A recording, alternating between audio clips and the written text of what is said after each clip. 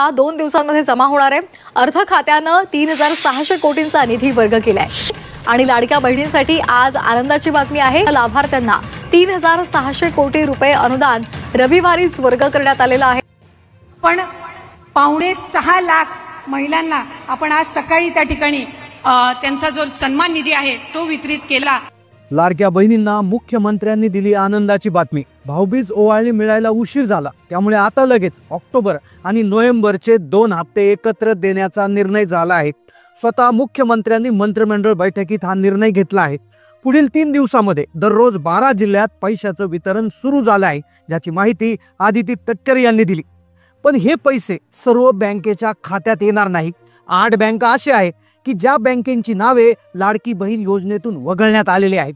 त्यामुळे तुमचं जर खातं या 8 बँकांपैकी एखाद्या बँकेत असेल तर तुम्हाला पैसे अजिबात जमा होणार नाही, अशी माहिती स्वतः मुख्यमंत्र्यांनी दिली। उद्या, परवा आणि त्यानंतर 1 दिवस अशा 3 वेगळ्या याद्या सरकारनं जाहीर केल्यात, ज्यामध्ये प्रत्येक दिवशी 12 जिल्ह्यात वितरण सुरू करण्यात आलेले आहेत। आता 100% लाडक्या बहिणींच्या खात्यात पैसे जमा होणार, फक्त तुमचं बँक खातं या 8 बँकेत नसणे गरजेचं आहे। मुख्यमंत्री फडणवीस यांनी वचन दिलं आहे, त्यामुळे आता कोणत्याही क्षणी लाडक्या बहिणींना मेसेज येणार आहेत। लाडक्या बहिणींना पैसे दिल्याशिवाय बँकांना सुट्टी मिळणार नाही, असे कडक आदेश मुख्यमंत्र्यांनी दिले आहेत। लाडक्या बहिणींना दिवाळीचा बोनस द्यायचा होता, ओवाळणी द्यायची होती, पण उशीर झाल्यामुळे आता ऑक्टोबर आणि नोव्हेंबरचा एकत्रित हप्ता देणे सुरू करण्यात आलेला आहे। 3-4 दिवसापासून बँका बंद होत्या, त्यामुळे पैसे आता 72 तासाच्या आत लाडक्या बहिणींच्या खात्यात जमा करण्याचे आदेश आत्ताच देण्यात आलेले आहे।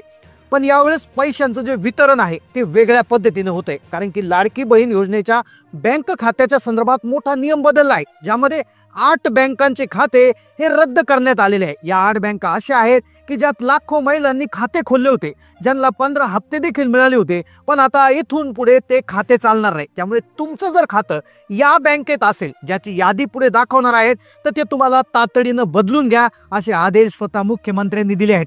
मुख्यमंत्र्यांनी बँकांची यादी जाहीर केलेली आहे, ज्या रद्द झालेल्या बँका आहेत त्याची यादी देखील तुम्ही पाहून घ्या, अन्यथा तुमच्या अडचणीत वाढ होऊ शकते।